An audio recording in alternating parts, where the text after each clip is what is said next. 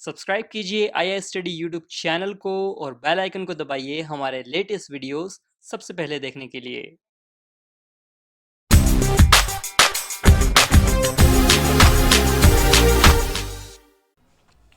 नमस्कार दोस्तों, मैं प्रदीप भारद्वाज आज के इस लाइव सेशन में आप सभी का स्वागत करता हूं। देखिए प्यारे बच्चों, आज हम डिस्कस करने वाले हैं तुलसीदास के बारे में। 12th क्लास की अगर बात की जाए तो तुलसीदास का जीवन परिचय कई बार एग्जाम में पूछा गया है। और देखिए जीवन परिचय आपकी कोई भी क्लास हो, अगर तुलसीदास आपके सिलेबस में है तो तुलसीदास को पढ़ना आज क्या है, सबसे जरूरी है। तो आपका टाइम वेस्ट ना करते हुए बात करते हैं हम तुलसीदास के बारे में। देखिए इनके जन्म की बात की जाए तो 1532 में और 1623 ईस्वी में माना जाता है। अब चलते हैं थोड़ा सा और आगे, और नोटबुक और पेन साथ में रखें ताकि आपको समझ में आए। अब देखिए इधर तुलसीदास का जन्म बांदा जिले के राजापुर गांव में हुआ था। तो यहां पर देखिए तुलसीदास का जो जन्म है बांदा जिला था और राजापुर गांव में हुआ था।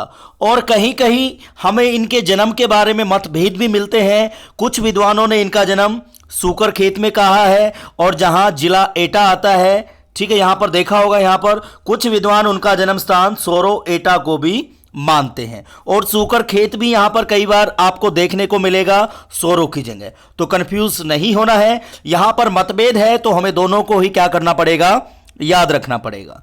तुलसीदास का जन्म बांदा जिले के राजापुर गांव में हुआ। पहला जन्म स्थान तो इनका यह है।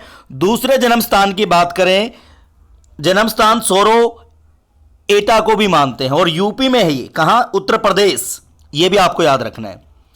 हालांकि उनके जन्म स्थान के बारे में विद्वानों में क्या है बेटा, मतभेद है। कोई जन्म बताता है राजापुर गांव में, कोई बताता है सोरो में। तो ये मतभेद हो गया। मतभेद मतलब एक किसी भी बात पर सहमति ना होना, एक बात पर, एक ही बात पर अलग अलग सहमति होना या अलग अलग फैक्ट्स प्रस्तुत करना क्या कहलाता है, मतभेद कहलाता है। जैसे कई बार होता है ना, आप अपने मित्र से कुछ कह रहे हो और वो कहता नहीं यार मैं तो ये नहीं करूंगा, जबकि आपको लगता है वो क्या है, सही है। तो वो क्या हो गया, आपके और आपके मित्र के बीच क्या हो गया, मतभेद हो गया, मतलब डिफरेंस हो गया। ठीक है। अब देखिए तुलसीदास के अगर बचपन की बात की जाए तो इनका बचपन घोर कष्ट में बीता।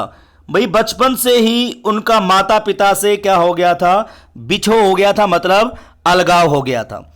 और भिक्षाटन द्वारा अपना जीवन यापन करने को विवश हुए। देखिए बचपन में ही माता पिता से बिछड़ गए थे या वो उन्हें छोड़कर चल बसे थे। तो भिक्षाटन क्या होता है बेटा, यहां पर एक शब्द को हम सीखेंगे।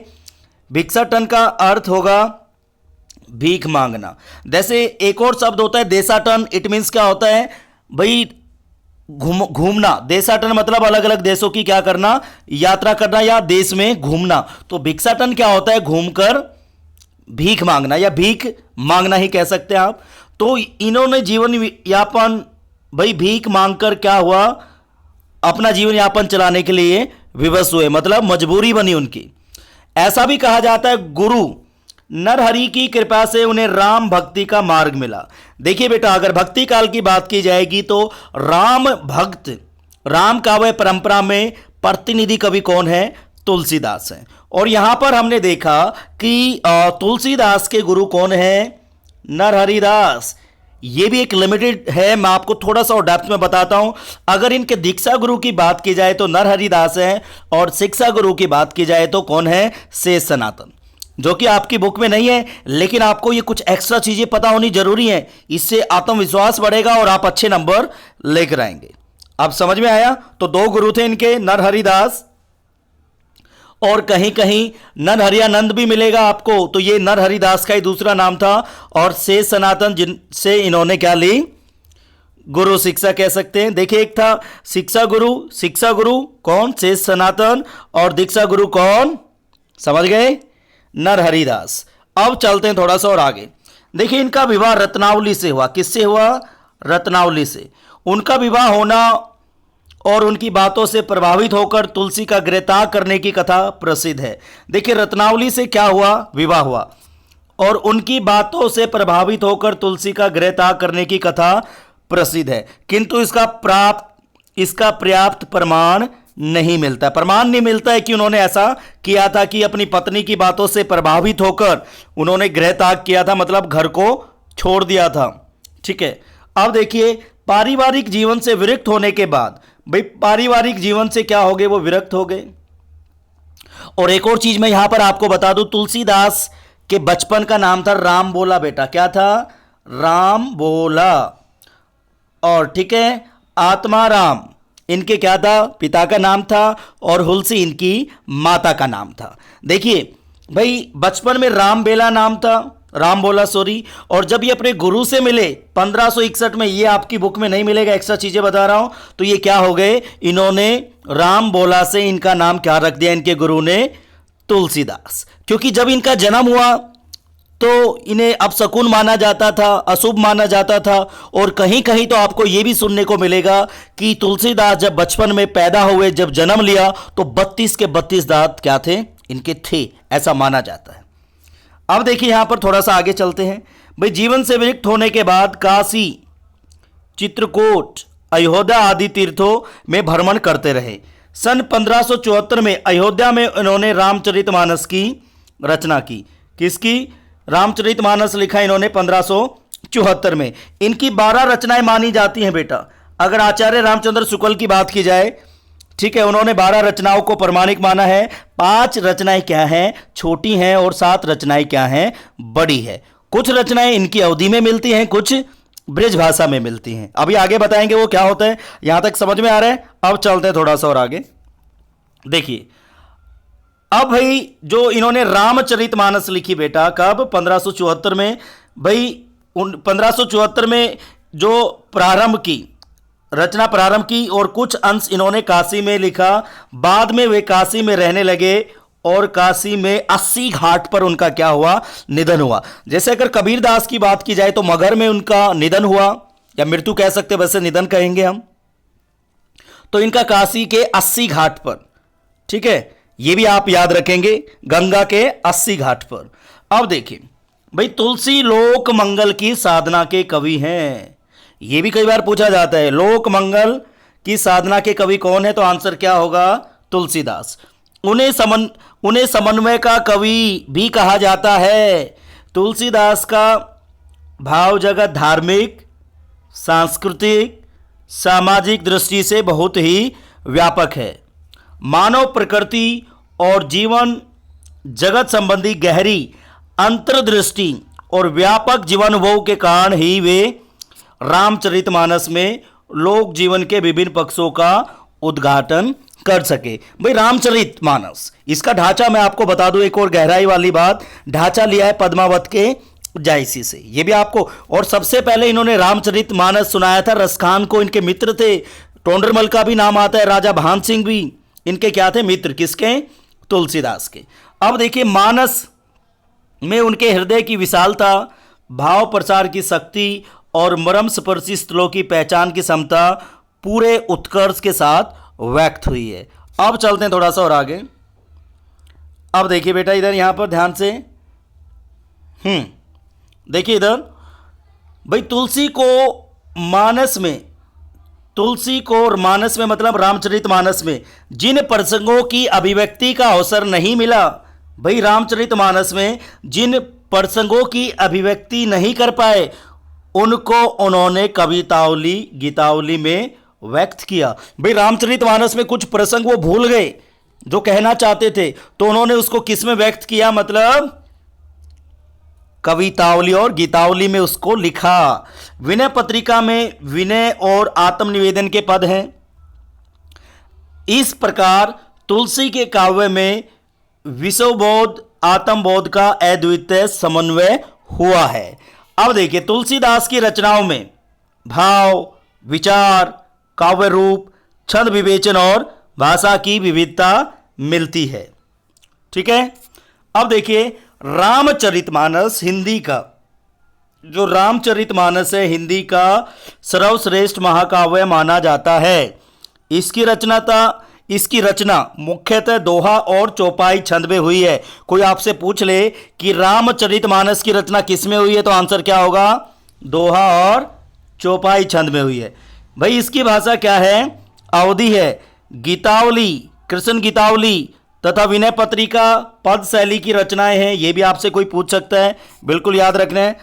अब देखिए थोड़ा और आगे देखिए, फिर है भाई यहाँ पर दोहावली स्फुट दोहों का संकलन है। कवितावली कवित और सवैया छंद में रचित उत्कृष्ट रचना है। या फिर यहाँ पर देखिए हनुमान बाहो कवितावली, ये आपने रचनाएं सुनी होंगी, या रामाज्ञा प्रश्नावली कह लें, या फिर और बहुत सारे बरवे रामायण कह लें, पार्वती मंगल, जानकी मंगल, ये सभी रचनाएं तुलसीदास की हैं। तो कम से कम आपको 6-7 रचनाएं तो याद करनी पड़ेंगी अगर एग्जाम में अच्छे नंबर लेने हैं बेटा। ठीक है, उम्मीद है कि आप याद करेंगे। अब चलते हैं थोड़ा सा और आगे। अब देखिए जो आपके सिलेबस में है, देखिए यहां पर एक और चीज देख लें जो मैंने आपको बताया था, ब्रज और अवधी दोनों ही भाषाओं पर असाधारण अधिकार था। मतलब भाई इन्होंने ब्रज भाषा में भी रचनाएं की और अवधी में भी। दूसरा, तुलसी कृत 12 कृतियां प्रमाणिक मानी जाती हैं। लेकिन कोई आपसे पूछ ले कि इन 12 रचनाओं को प्रामाणिक किसने माना, तो आंसर क्या होगा? आचार्य रामचंद्र शुक्ल जी ने 12 रचनाओं को क्या माना? प्रमाणिक माना। परंतु रामचरितमानस, कवितावली, गीतावली और विनय पत्रिका ही उनकी ख्याति के आधार हैं। भाई तुलसीदास को रामचरितमानस, कवितावली, गीतावली और विनय पत्रिका के कारण ही ख्याति मिली। अब देखिए आपके सिलेबस में जो है, देखिए अब हमें पढ़ना क्या है, अब उसके हिसाब से थोड़ा हम सार पढ़ लेते हैं।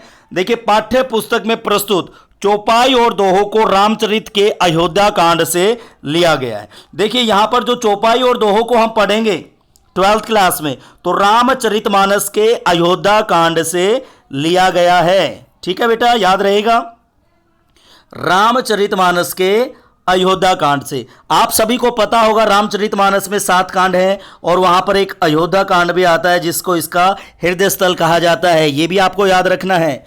इन छंदों में राम वनगमन के पश्चात भरत की मनोदशा का वर्णन किया गया है।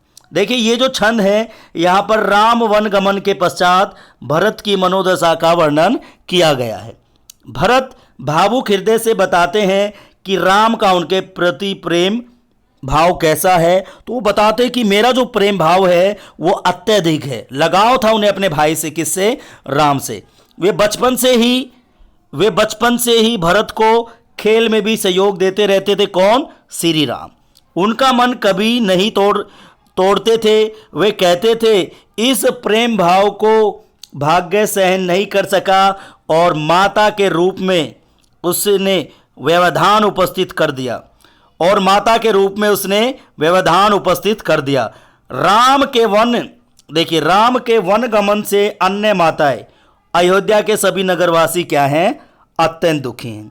ठीक है, अब देखिए अगर हम अगले अंश की बात करें तो यहां पर क्या है बेटा? अगला जो पद्यांश यहां पर है या आप अंश कह सकते हैं, इसमें क्या है? गीतावली के 2 पद दिए गए हैं जिनमें प्रथम पद में राम के वनगमन के बाद माता कौशल्या के हृदय की विरह वेदना का वर्णन किया गया है।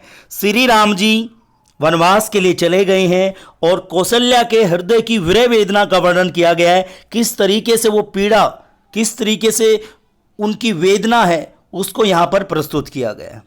आगे देखिए, वे राम की वस्तुओं को देखकर उनका स्मरण करती है। उनका बेटा तो चला गया, अब जो भी राम की वस्तुएं हैं, वस्तुएं मतलब जैसे धनुष कह लो, या जब वो छोटे थे उनकी जूतियां कह लो, या खेलने का कोई भी सामान, तो उन्हें देखकर वो उन्हें याद करती है। स्मरण करना मतलब याद करना, और बहुत दुखी हो जाती है। कौन?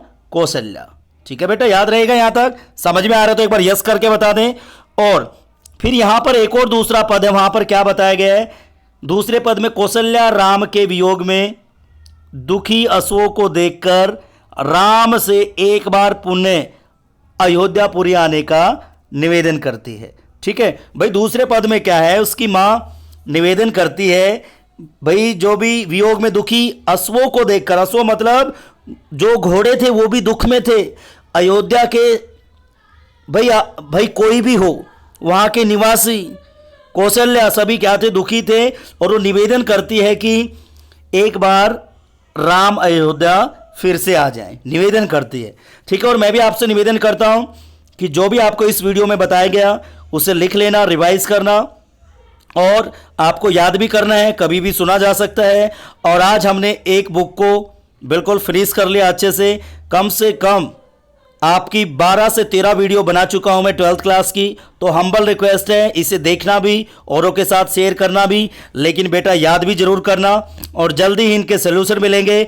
और अभिव्यक्ति और माध्यम की भी हम 2-3 वीडियोस मैं आपके लिए बना चुका हूं।